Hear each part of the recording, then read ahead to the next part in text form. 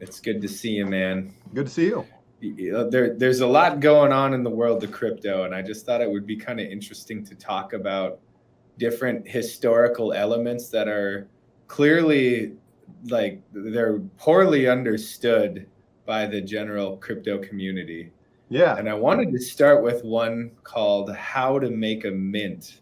Oh. So How to Make a Mint, the subtitle is The Cryptography of Anonymous Electronic Cash. And it was written by Lori Law, Susan Sabat, and Jerry Salinas. And the producing agency was actually in the National Security Agency Office of Information Security Research and Technology, Cryptology Division. You don't say. And the publishing date of this particular research paper was the 18th of June, 1996. Ah. And it was received by Frank Fried on October 31st, 1996. Okay. And I think a lot of people have no idea that a vast majority of the integration of available technologies that would lead to cryptocurrency, it has its origins in the NSA. And yes, there is a lot of cypherpunk elements to it, but a lot of people don't realize that cypherpunks needed jobs too. And the only people that were interested in hiring cryptographers back in the day were three-letter agencies.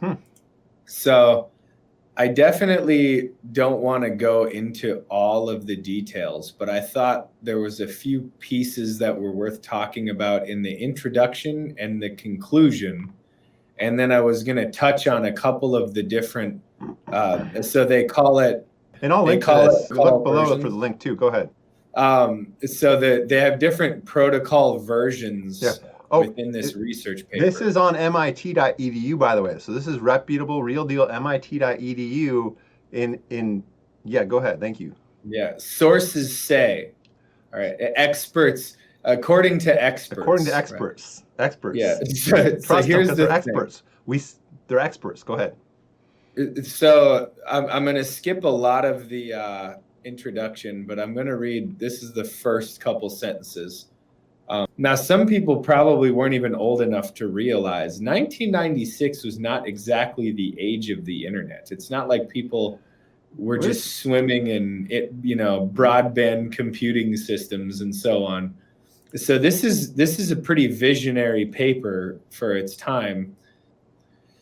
So if you go down to how the paper is organized in this introduction, the report is organized into the following manner. Chapter 1 defines basic concepts surrounding electronic payment systems and electronic cash.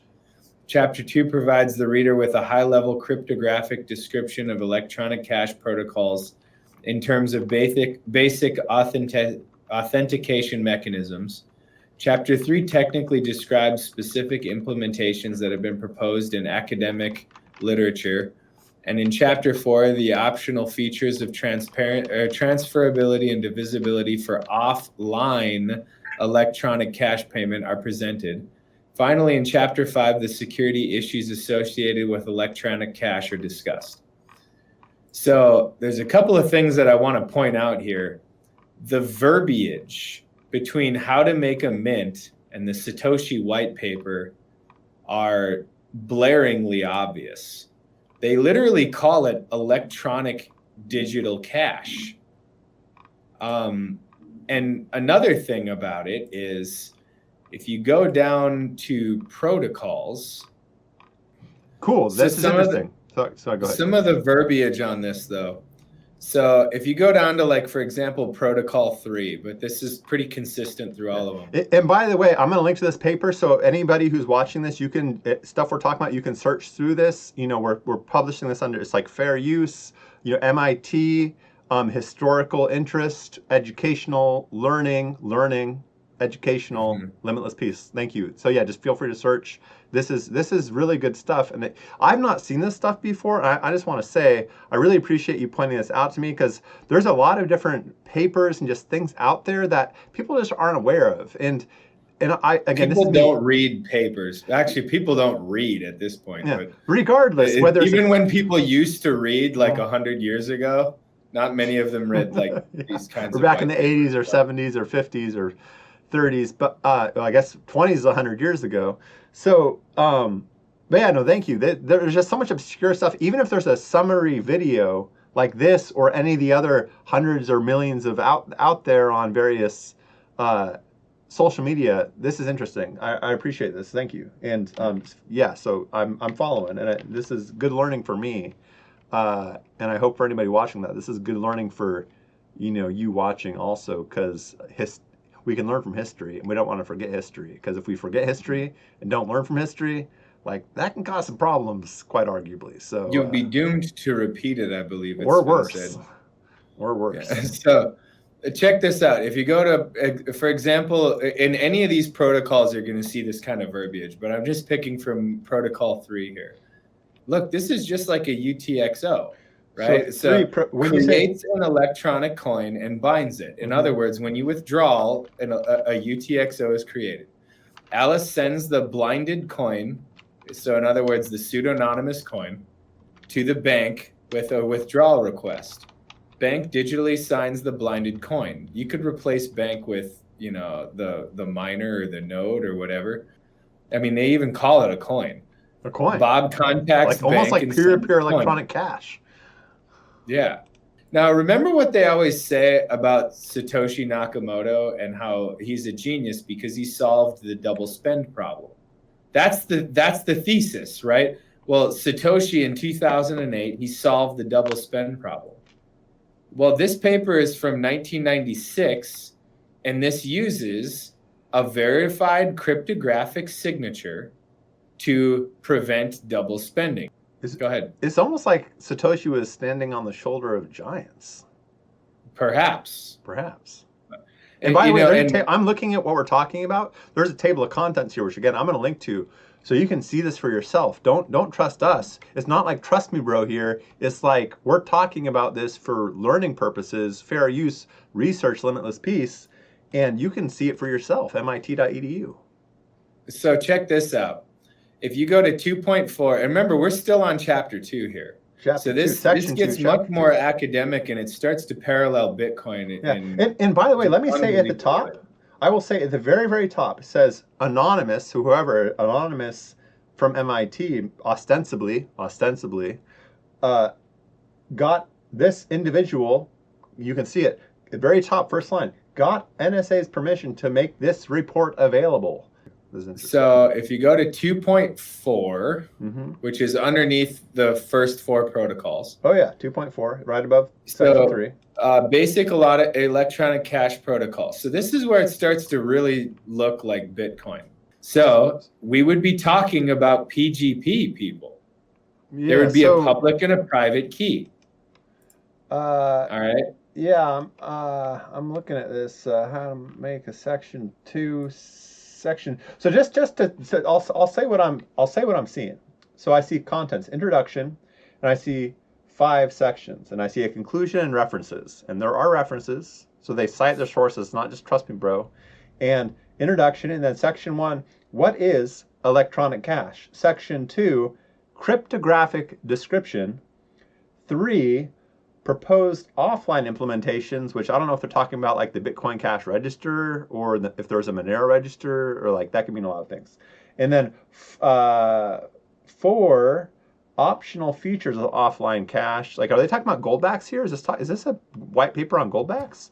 And then number 5, security issues, multiple spend prevention, wallet observers, security failures, restoring traceability. So now my understanding is when Bitcoin was sort of released, it solved the Byzantine general problem. And you may be familiar with that. I couldn't quite tell you what that is. It sort of has to do with trust and cryptographics. It's a little over my head right now. But regardless, the Byzantine general problem was solved with Bitcoin. Bitcoin Core, which has a very small block size, very small block size. And then Bitcoin Cash is the OG Bitcoin. Yeah, and then but Monero is ultimately, if this paper is about Bitcoin, sort of metaphorically speaking, Really, it's Then about Jesus Monero. was about Monero. What? Yeah, I'm just kidding. I mean, yeah, Bitcoin Also, Cash and Monero are arguably much more Bitcoin than Bitcoin at this point, in many ways, as far as being a peer-to-peer electronic cash, as the Bitcoin white paper suggests. Because if transaction fees are $6 or $40, how is that usable? Usable as electronic cash. Effectively, it is effectively not electronic cash. And Bitcoin Cash is effectively electronic cash, and Monero is effectively electronic cash. But if there's a $40 transaction fee, that is effectively not electronic cash. Thank you. Let's go. so if you go on in this white paper, it continues to build the case for what, by the time you finish reading it, you can easily acknowledge, if you're not blinded by Satoshi religion or whatever, that these people are talking about the early implementations of Bitcoin. Yeah. So, but I think the best part of this paper, I'm going to read just 2 paragraphs from the conclusion. Now, the conclusion is actually 6 paragraphs, but in the interest of brevity, I'm just going to read 2 real quick. So even in this white paper, they're already acknowledging that if you have proper anonymity, there will be no way to detect, what the government might perceive as nefarious activities. But if you have such anonymity reducing features, or if you don't have such anonymity reducing features, then you would theoretically be able to reverse all the transactions if you have some kind of, and notice how it calls it. So it's almost talking about immutability. Yes. Yeah. And the thing is they're still looking at this point in the context of there's some kind of banking system, and they want to use an escrow mechanism. So if you think about the launch of Bitcoin and then all of these exchanges, the exchanges would represent the escrow system by which transactions could be decrypted, right? And then not only that, but the ability to secure the forgeries, or they're using the same mechanism to basically block transactions, is... Here we go. So I hear this, and I'm trying to follow. It's interesting. So it's like this is almost like it's like a proto system that was described. But really, we can talk about theory all day, and this is talking about theory. But again, this is 1996, so this was 13 years later. And really, it's almost interesting to think, because right now it's 2024. If Bitcoin was released 2009, that is 15 years ago, approximately 14, 15 years ago.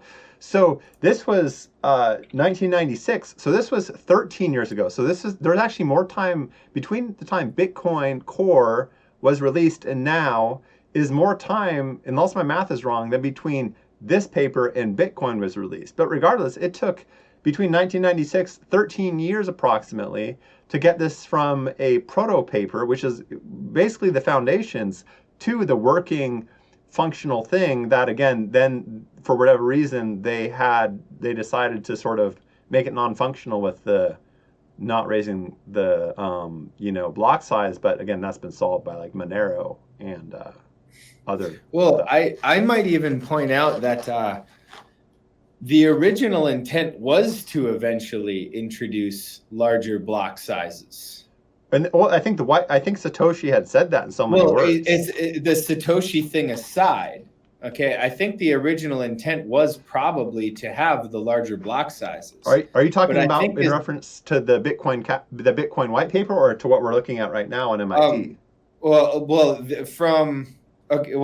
order to build the historical chain here, right, it's important to have more than just how to make a mint under your belt. So if you've never heard, have you ever heard of eCash? So the next part in the chain of eCash history, all right, digital cash.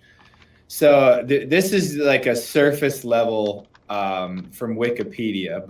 Now, this part, don't quote me on it because I don't have everything that, I don't have everything in front of me. And honestly, I don't think for the purposes I have to be that precise. But thing is there was a European bank. I think it was a German bank. But if somebody wants to do their homework, they'll be able to figure it out pretty quick.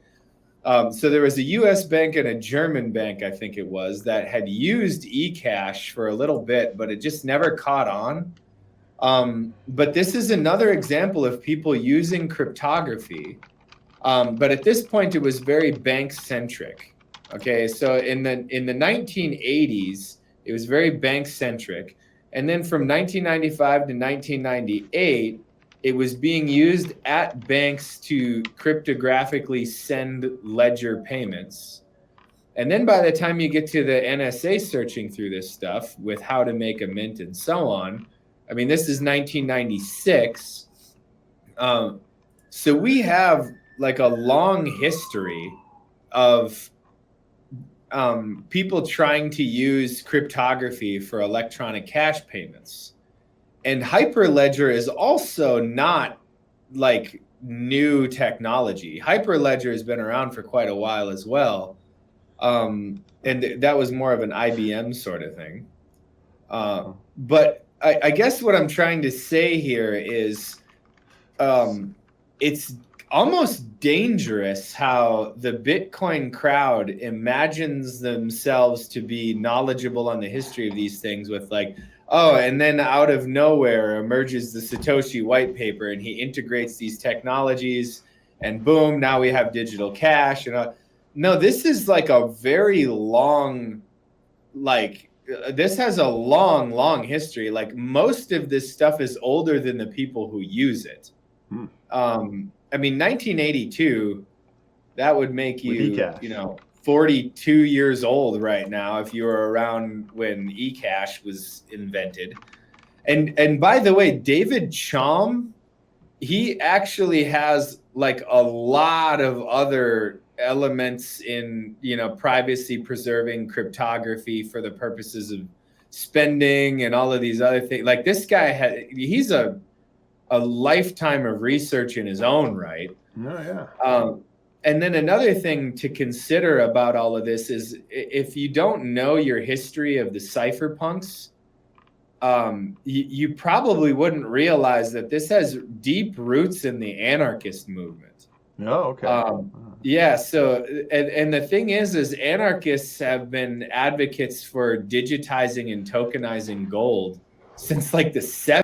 It's like there was, for how many thousands of years there was the ages of kings? There was an ancient Greek democracy, sort of maybe. And then it's like, because if we can have the separation of money and state, it's like, we ostensibly have a balance of power with, the judicial, executive, and congressional, what do they call that? Legislative, judicial, executive. But that's still... And corporations and the media. Yeah. So, I mean, historically, we have this sort of quote-unquote balance of power, which arguably isn't working that great. So it's like, what can come next? We've had, within the last 2,000 years, the best things, according to some people's view, is either been the Age of Kings or, republic democracy or democracy of various sorts. So it's like, how can we have rather than a balance of power between three entities, how can we have a balance of power between 300 million entities or between 8 billion entities? So a balance of power, whether you want to call it anarchy or the next evolution of democracy, whatever you want to call it, that's how I think about it. But I'm listening. Thank you. Go on. Gold, anarchy, yeah, tokenize. Well, I think the first question would be, the idea of power itself. I think a lot of people have different ideas of where power comes from. But if you were to try to follow the line of reasoning of a lot of the great thinkers, right, whether you think positively or negatively of them. So, for example, like Karl Marx, you have, I think it was Das Kapital, right? Yeah. I could pull it up. Well, so with Karl Marx, there's two notable things with Karl Marx. One, did you know he had a disease where I read this, I'm pretty sure. He had a disease, he had like these horrible boils under his like thighs or buttocks caused him excruciating pain. He may have not been able to write as clearly because of all the pain, and two, he may have written more aggressively because of the pain. I'm just theorizing there. And I think the other thing is, in theory, so if you think of workers rise up, there's unions. In one sense, Karl Marx has some good ideas, but maybe a lot of people misinterpreted what he was ultimately saying in a very horrible, bad way. Or maybe he did not say what he was trying to say clearly because of all the pain he was in due to his medical condition. I'm just theorizing there if my understanding of history is correct, but go ahead. So the thing is if you've got somebody like Karl Marx who, he associates power with capital, right? And capital is usually describing economic factors of like that which produces goods or that which draws labor. If you go to the etymology of the word capital, it actually means of or pertaining to the head, right? So in other words, it comes from your head. And so capital or capitalism, the capital of a country, like the head of a country, okay? Or the thing is the monarch was supposed to be the capital of the country, and then it became a capital city, and then it became like people who go to the capital are the leaders or the heads of state. I would argue that power, it's not just in your head, but it comes from your head. The exercise of that which comes from your head projected into the natural world, that is power, right? You're instilling a creative energy into the physical world in order to create. So you're empowering, or you're providing power using your head, using your ideas, right? So how does this relate to the MIT paper? Well, you were saying, so how do you decentralize from like a trilateral distribution of power to many sources of power? Mm-hmm. Well, if you notice how capital is usually money, and money usually has like a head of state on it, and they call it capital. Are you following me so far? I think so. And ultimately, if somebody has money, they need to have the social power to back it up. You need to be able to enforce the money. Like, money's worthless if you don't have people that'll accept it for any, security services, food, water, shelter, construction. If you have a chaotic society that is, everybody's at each other's throats, money's no good. Well, wouldn't it be fair to say though that that's not the natural state of most of mankind? The natural state of most of mankind, unfortunately, it's more like a sheep. The natural state. This is getting into some philosophical. Well, I ain't scared. Let's go there. I ain't scared.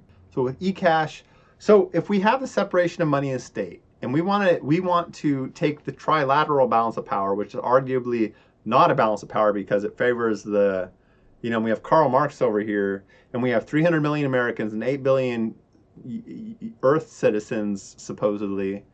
And if we can take, for example, the low transaction fees of Monero and Bitcoin Cash, I'm not just trying to free associate here, but if you think about the separation of money and state, and 3D printers, and on-prem large language models, which are, attached to open source services like Matrix and the Fediverse.